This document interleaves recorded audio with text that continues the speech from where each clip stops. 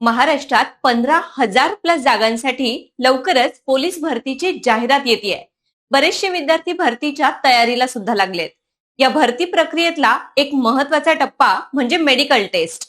आजच्या व्हिडिओमध्ये पाहूया पोलीस भरतीची मेडिकल टेस्ट कशी होते. तर सगळ्यात आधी तुमचा बीपी चेक केला जातो.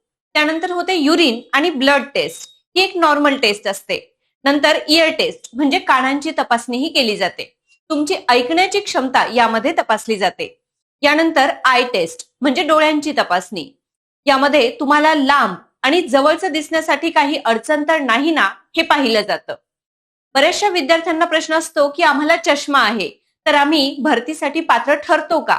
तर बघा, चष्मा असेल तर चालतं, फक्त तुम्हाला लांबचं आणि जवळचं व्यवस्थित दिसावं एवढंच अपेक्षित असतं.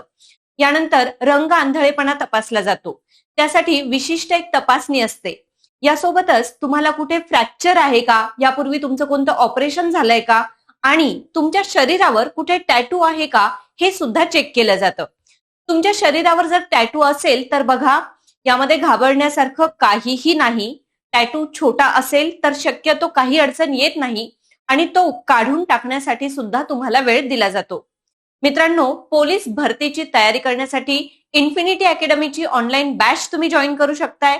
या संदर्भातली संपूर्ण माहिती मिळवण्यासाठी खाली दिलेल्या क्रमांकावर संपर्क साधा आणि अशाच माहितीपूर्ण व्हिडिओसाठी इन्फिनिटी अकॅडमी या चॅनलला फॉलो करा.